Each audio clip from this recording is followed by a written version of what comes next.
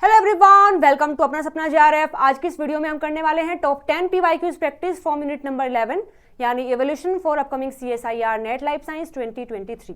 आइए वीडियो शुरू करते हैं। तो देखिए, आज की इस वीडियो का हमारा सबसे पहला क्वेश्चन है, consider a predator species foraging for prey in a habitat where there are two prey species A and B, assuming that foraging predator can choose from a high value prey A and low value prey B. A and B occur at different frequency in the environment, so it may take different average time to find the next A or B individual. Choose the correct option based on the optimal foraging theory. जो condition आपको दी है उन सभी condition पर apply करना है optimal foraging theory और फिर बताना है कि क्या सही है। तो देखिए, यहाँ पर कोई एक प्रेडेटर है जो कि प्रे करता है ए स्पीसीज पर भी और बी पर भी, यानी कि ये जो प्रेडेटर है ये ए को भी खा सकता है और बी को भी खा सकता है। बस डिफरेंस ये है कि जो ए है ये हाई वैल्यू है। हाई वैल्यू का मतलब है कि इसके पास जो एनर्जी कंटेंट है वो ज़्यादा है, मतलब अगर ये प्रेडेटर ए को खाएगा तो उसे ज़्यादा एनर्जी मिलेगी एज कंपेयर टू बी, क्योंकि ये लो वैल्यू है। अब आगे ये भी बताया है कि जो इन दोनों की फ्रीक्वेंसी है मिलने के इन्वायरमेंट के अंदर वो डिफरेंट हो सकती है। हो सकता है कि ए ज़्यादा मिले बी कम मिले, हो सकता है कि बी मतलब ए कम मिले वहाँ पर बी ज़्यादा मिले, मतलब कोई भी कंडीशन हो सकती है, बट वो सेम फ्रीक्वेंसी में नहीं है। मतलब ऐसा नहीं है कि जितना ए मिलता है वहाँ इतना ही बी मिलेगा। अब आपसे पूछा है कि ऑप्टिमल जो फॉरेजिंग थ्योरी है उसके अकॉर्डिंग क्या होगा। तो देखो, उसके अकॉर्डिंग बात ये होगी कि अगर वहां पर ए नहीं मिल रहा है तो ऐसा नहीं है कि जो प्रेडेटर है ये भूखा रहेगा। मतलब ऐसा है कि ए नहीं है लेकिन बी उसके सामने है, तो ऐसा नहीं कि वो बी को नहीं खाएगा क्योंकि वो लो वैल्यू है, वो बी को खाएगा अगर वहां ए नहीं है।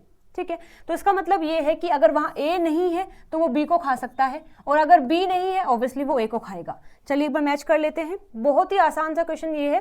देखिए, लिखा है if it take too long to search for a predator may switch to eating B only. मतलब लिखा है कि अगर वहां ए नहीं मिल रहा है, हालांकि प्रेफरेंस क्या है प्रेडेटर की कि ए मिले, लेकिन अगर ए नहीं मिल रहा है, बहुत टाइम लगता है ए को मिलने में, तो यहाँ पर ये जो प्रेडेटर है ये अपने आप को बी पर स्विच कर लेगा। मतलब इसका ये हुआ कि अगर ए नहीं मिल रहा है तो जो प्रेडेटर है वो केवल बी को खाएगा, चाहे उसके सामने अब ए भी आ जाए फिर भी वो बी को ही खाएगा, क्योंकि लिखा है बी ओनली। तो ये स्टेटमेंट गलत है। ऐसा नहीं है कि अगर ए नहीं मिल रहा है उसने बी पर स्विच कर लिया है और आगे कभी उसे ए मिलेगा तो वो नहीं खाएगा, वो बिल्कुल खाएगा। लेकिन ये है कि अगर अभी ए नहीं मिल रहा है तो वो बी खा सकता है, लेकिन अगर ए मिलेगा तो वो ए को भी खा सकता है। ठीक है, तो ये स्टेटमेंट गलत हो जाएगी।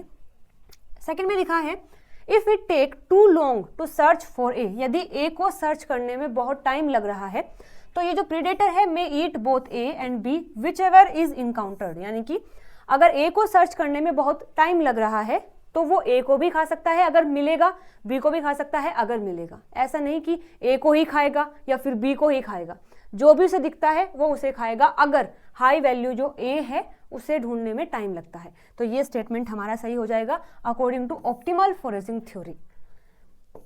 थर्ड में लिखा है predator will only feed on B regardless of search time. मतलब वो केवल बी को ही खाएगा, मतलब ये नहीं देखेगा कि टाइम कितना लगता है, वो बी को ही खाएगा। लेकिन ये स्टेटमेंट गलत है, क्योंकि अगर ए को और बी को सर्च करने में सेम टाइम लगता है तो वो ए को सर्च करेगा, क्योंकि ए क्या है, हाई वैल्यू है। लेकिन यहाँ लिखा है रिगार्डलेस ऑफ सर्च टाइम, तो ये गलत हो जाएगा।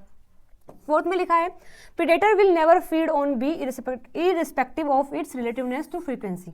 मतलब ऐसा लिखा है कि जो प्रेडेटर है वो कभी भी बी को नहीं खाएगा, लेकिन इसमें लिखा है कि वो बी को भी खा सकता है, ए को भी खा सकता है, तो ये भी गलत हो जाएगा। यानी यहाँ पर हमारा जो सेकंड ऑप्शन है will be the right answer. Next question है which of the following life history trait is most likely in a rodent species when snake prefer to prey upon large and older individual of the rodent species that grow continuously over their life span. मतलब लिखा है कि एक rodent species है जिसके ऊपर snake attack करता है, लेकिन ये स्नेक अटैक करने से पहले ये इंश्योर करता है कि वो जो रोडेंट स्पीसीज है जिस पर वो अटैक कर रहा है वो लार्ज होना चाहिए और ओल्डर होना चाहिए, यानी कि साइज में थोड़ा बड़ा होना चाहिए और थोड़ा बूढ़ा होना चाहिए, तो ही ये अटैक करेगा, अदरवाइज नहीं करेगा। अब आपसे पूछा है कि अगर रोडेंट स्पीसीज स्नेक के अटैक से बचना चाहता है तो उसे अपने अंदर क्या चेंज करना पड़ेगा, ये क्वेश्चन में पूछा है। तो देखिए, अगर ये जो स्नेक है ये अटैक करता है लार्ज पर अटैक करता है और ओल्डर पर अटैक करता है, और रोडेंट अगर बचना चाहता है तो मतलब उसको स्मॉल होना पड़ेगा, और साथ साथ उसको यंग रहना पड़ेगा, अपने मोस्ट टाइम में उसको यंग रहना पड़ेगा, तो वो स्नेक के अटैक से बच सकता है। तो सबसे पहले बात करते हैं कि वो स्मॉल कैसे रह सकता है। अब देखो, अगर ये कोई रोडेंट स्पीसीज है, अगर ये जल्दी से रिप्रोडक्शन कर ले, अभी इसका साइज इतना है, लेकिन अगर ये जल्दी से रिप्रोडक्शन करेगा तो साइज को इंक्रीज करने का टाइम इसे नहीं मिलेगा, तो वो छोटे छोटे ही बनेंगे सारे। लेकिन देखो, अगर क्या है कि ये काफी लेट रिप्रोडक्शन करता है, तो ये काफी बड़ा हो जाएगा, उसके बाद ये रिप्रोडक्शन करेगा। अब अगर ये भी काफी लेट रिप्रोडक्शन करेंगे तो ये भी साइज में बड़े हो जाएंगे। लेकिन होना क्या है, इन्हें तो स्मॉल होना है, तो मतलब उन्हें अर्ली रिप्रोडक्शन करना पड़ेगा, जल्दी ही रिप्रोडक्शन करेंगे ये। साथ साथ लिखा है कि उन्हें यंग रहना है। अगर उन्हें यंग रहना है तो उनके जो मेटाबॉलिक रेट है, उनके अंदर जो केमिकल रिएक्शन होती है वो भी काफ़ी स्लो होनी चाहिए। अगर वो फास्ट रहेंगी तो वो जल्दी ही बूढ़े हो जाएंगे। अब उन्हें अगर लेट बूढ़ा होना है तो उनका जो मेटाबॉलिक रेट है वो स्लो होना चाहिए, ठीक है। तो यहाँ पर अगर वो स्लो धीरे धीरे धीरे ग्रो करेंगे तो वो बहुत टाइम तक छोटे ही रहेंगे और एक बहुत सारे टाइम के बाद वो जाकर ओल्डर होंगे, जिस वजह से वो स्नेक के अटैक से बहुत सारे टाइम तक बच सकते हैं। तो यहाँ पर स्मॉल होने के लिए उन्हें अर्ली रिप्रोडक्शन करना पड़ेगा और यंग रहने के लिए उन्हें अपना जो मेटाबॉलिक रेट है उसको स्लो करना पड़ेगा, तो वो जाकर स्नेक के अटैक से बच सकते हैं। अब देखिए किससे मैच होता है, early reproduction and slow growth rate. पहला ही ऑप्शन जो है हमारा सही हो जाएगा। इसमें लिखा है डिले रिप्रोडक्शन नहीं, डिले रिप्रोडक्शन नहीं, अर्ली रिप्रोडक्शन है, लेकिन फास्ट ग्रोथ रेट अगर रहेगा तो वो जल्दी बूढ़े हो जाएंगे, लेकिन उन्हें बूढ़ा नहीं होना है, तो ये भी गलत हो जाएगा। First option is the correct. Okay, next question है, कन्वर्जेंट एवोल्यूशन क्रिएट द, मतलब अगर कन्वर्जेंट इवोल्यूशन होता है तो उनमें से कौन सा स्ट्रक्चर क्रिएट होता है, बनता है। तो इसका सही आंसर है एनालोगस स्ट्रक्चर। देखो, एनालोगस का मतलब होता है कि ऐसे स्ट्रक्चर जिनका ओरिजिन सेम नहीं है बट वो सेम है, तो इसके लिए क्या होता है, कन्वर्जेंट एवोल्यूशन होता है। कन्वर्जेंट का मतलब क्या है, मानो ये कोई एक सोर्स है और ये कोई एक सोर्स है, अलग अलग हैं, दोनों बिल्कुल अलग अलग हैं। अब ये भी क्या है, एक इन्वायरमेंट, यहाँ पर एक फिक्स इन्वायरमेंट है, तो ये किसी अलग जगह में रहता है, ये किसी अलग जगह में रहता है, ये भी यहाँ आकर रहने लगा और ये भी यहाँ आकर रहने लगा। तो हालांकि ये अलग अलग जगह से आए हैं, लेकिन फिलहाल ये एक ही जगह में रह रहे हैं। तो अगर एक ही सेम जगह में ये रह रहे हैं तो इनके ऊपर जो इन्वायरमेंटल प्रेशर लगेगा, जितना भी कंडीशन होगी, वो दोनों पर बराबर होगी, तो वो दोनों अपने अंदर सेम चेंज लेकर आएंगे, क्योंकि वो सेम इन्वायरमेंट में रह रहे हैं। अब ये डिपेंड नहीं करेगा कि ये अलग ओरिजिन से आया है, ये अलग से आया है। अब वो अगर एक इन्वायरमेंट में रह रहे हैं तो दोनों के ऊपर सेम प्रेशर लगेगा और वो सेम अपने अंदर चेंज करेंगे। तो जब वो चेंज करते हैं तो मानो उसके अंदर फिलहाल ये कुछ ऐसा था और ये कुछ ऐसा था, लेकिन अब ये जो कंडीशन है उसके अकॉर्डिंग इनके पास ये जो चीज़ें हैं वो ऐसी होनी चाहिए, तो अब ये भी ऐसी हो जाएगी और ये भी ऐसी हो जाएगी। तो देखो, ये जो कैरेक्टर है दोनों अलग अलग ओरिजिन से हैं, ये यहाँ से है और ये यहाँ से है, लेकिन दोनों सिमिलर हैं। तो ये क्या होता है, कन्वर्जेंट एवोल्यूशन होता है कि अगर अलग अलग जगह से आकर चीज़ें सेम होती हैं तो उसे बोलते हैं कन्वर्जेंट एवोल्यूशन। और कन्वर्जेंट एवोल्यूशन से बनता है एनालोगस स्ट्रक्चर। ये जो स्ट्रक्चर बनी है इनको आप एनालोगस कहेंगे। और जो डाइवर्जेंट एवोल्यूशन होता है उससे बनता है होमोलोगस। इसका मतलब क्या है कि दोनों चीज, मतलब एक चीज़ बिल्कुल सेम थी लेकिन वो अलग अलग कंडीशन में चली गई हैं तो वो डाइवर्ज हो गई हैं। मतलब ओरिजिन तो सेम है लेकिन वो दिखते अलग अलग हैं। इसे बोलते हैं, इस प्रोसेस को बोलते हैं डाइवर्जेंट एवोल्यूशन, और इससे क्रिएट जो हुआ है स्ट्रक्चर उसको बोलते हैं होमोलोगस। लेकिन जो कन्वर्जेंट एवोल्यूशन है उससे बनता है एनालोगस स्ट्रक्चर, यानी कि first option is the correct option. ठीक है, ओके, नेक्स्ट क्वेश्चन है, mimicry where deceptiveness of the mimic signal is high and fitness consequence signal to the receiver by the mimic is also high. Is मतलब आपको बताना है कि कौन सी mimicry है, बैटिशियन है या फिर मुलेरियन है। अब दोनों में डिफरेंस क्या होता है, देखिए जो बैटिशियन मिमिक्री है इसमें क्या है कि एक होता है मॉडल और एक होता है मिमिक। मॉडल का मतलब है कि जो ओरिजिनल है और मिमिक मतलब जो उसकी मिमिक्री कर रहा है। जैसे हम कई बार अपने टीचर्स की मिमिक्री करते हैं, तो अगर मैं अपने टीचर की मिमिक्री करती हूँ तो मैं तो मिमिक हूँ और मतलब जो मेरे टीचर हैं वो मॉडल हैं। ठीक है, तो यहाँ पर मॉडल क्या है कि जो ओरिजिनल है और मिमिक क्या है कि जो कि इस मॉडल की मिमिक्री कर रहा है। अब यहाँ पर अगर इसकी मिमिक्री करने से, मॉडल की मिमिक्री करने से केवल इस मिमिक को ही फायदा हो तो उसे बोलते हैं बैटिशियन मिमिक्री।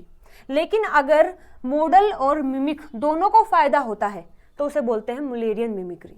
जैसे देखो, अगर मैं अपने टीचर की, मेरे कोई टीचर हैं काफ़ी फेमस हैं और मैं उनकी मिमिक्री कर रही हूँ, तो जो मेरे टीचर हैं उनको तो कोई फ़ायदा नहीं है, लेकिन मुझे फ़ायदा होता है उनकी मिमिक्री करने से।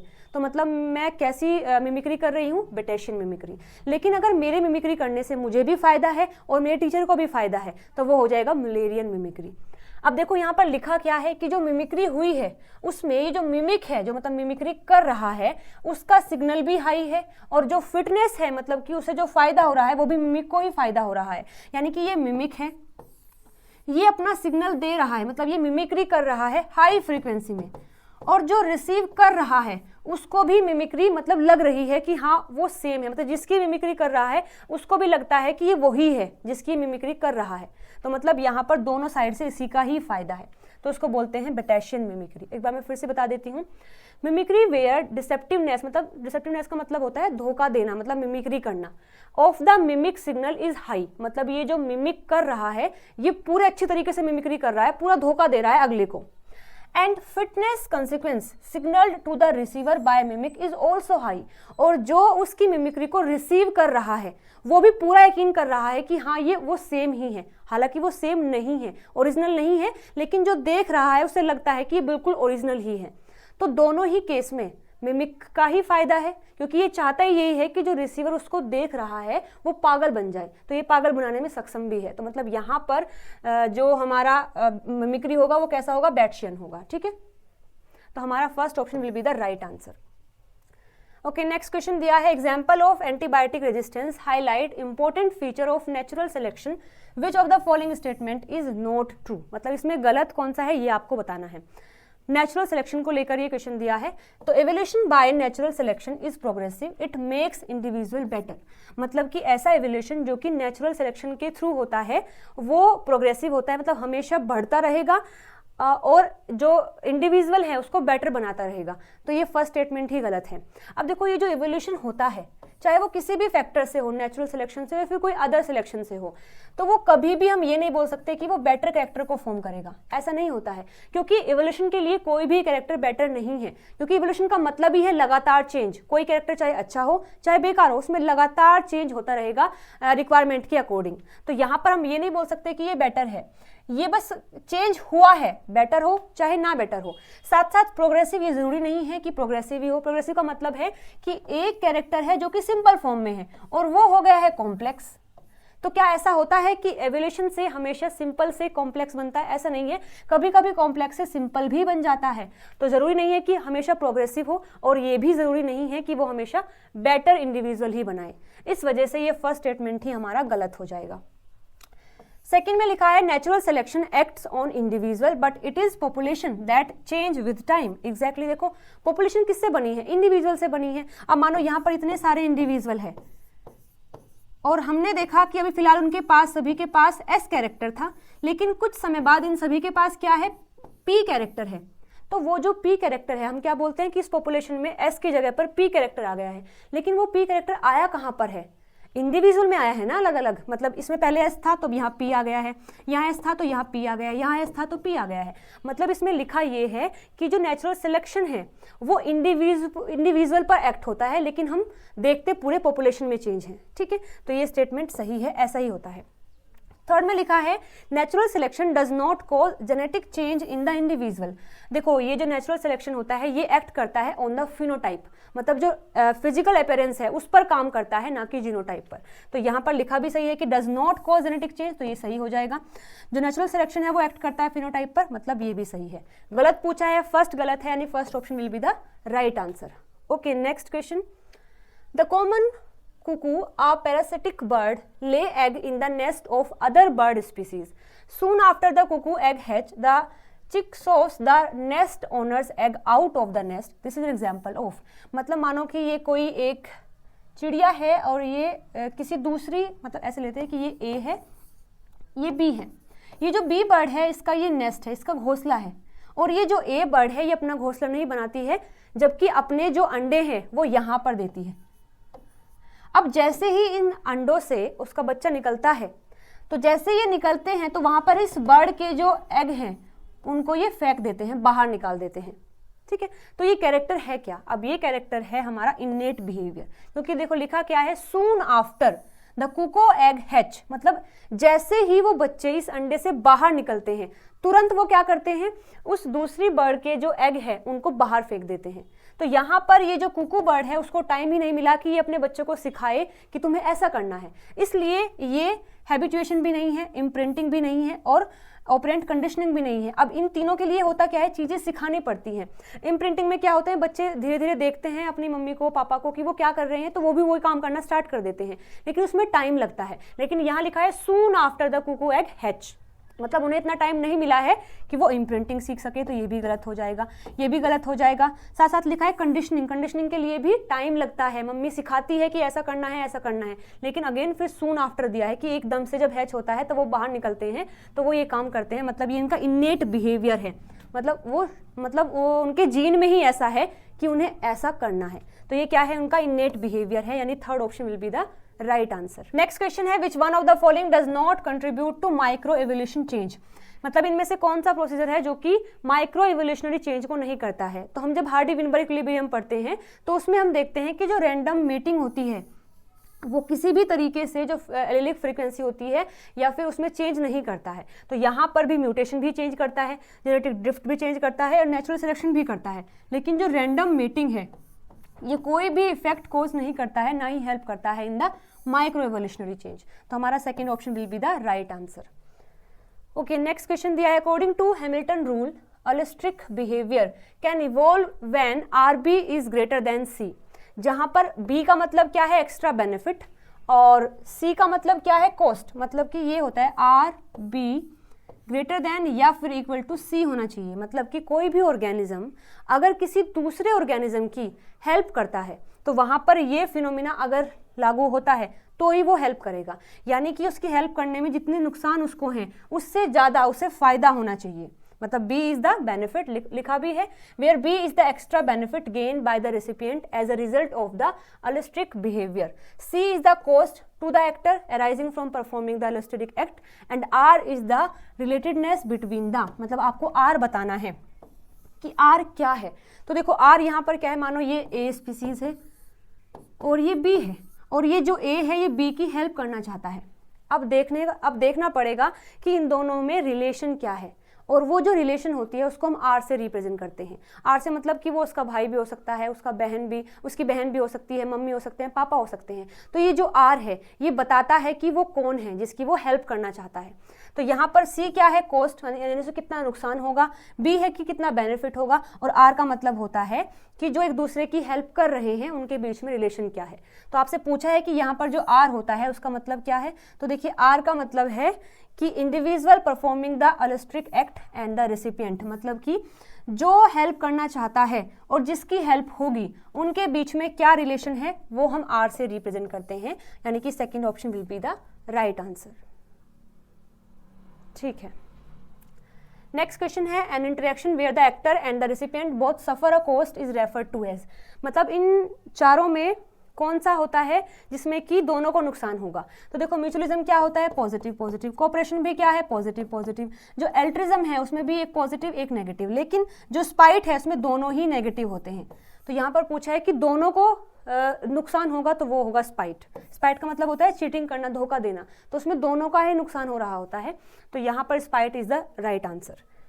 ओके, नेक्स्ट क्वेश्चन है, consider a single locus with 2 alleles which are at Hardy-Weinberg equilibrium if the frequency of one of the homozygous genotype is 0.64। हम देखते हैं कि एक हम एलील को P लेते हैं, एक को Q लेते हैं, ठीक है। जीनोटाइप की बात करें तो स्क्वायर में हो जाते हैं। अब आपको दिया है कि जो होमोजाइगस है उसका फ्रीक्वेंसी आपको दिया है 0.64, यानी कि जो P स्क्वायर है ये क्या है, ये 0.64 है। अब आपसे पूछा है कि यहाँ पर what is the frequency of the heterozygote in the population, और हेट्रोजाइगोट क्या होता है 2pq, आपको ये बताना है कि ये क्या हो जाएगा, ठीक है। तो p स्क्वायर आपको पता है तो p क्या हो जाएगा, p स्क्वायर अगर 0.64 है तो मतलब p क्या होगा 0.8, और आपको पता होगा कि p plus q is equal to 1 होता है। तो अगर p 0.8 है तो q कितना हो जाएगा, q हो जाएगा 0.2। बस आप इन दोनों वैल्यूज़ को अब यहाँ पुट कर दीजिए, 2 into 0.8 into 0.2 and that will be 0.32, यानी कि देखिए यहाँ पर 0.32, third option will be the right answer. तो हमारे जो टॉप 10 क्वेश्चन थे यूनिट नंबर 11 से वो हमने कंप्लीट कर लिए हैं। आई होप आपको ये वीडियो पसंद आई होगी। आई है तो वीडियो को लाइक शेयर सब्सक्राइब जरूर से कर देना। Thank you.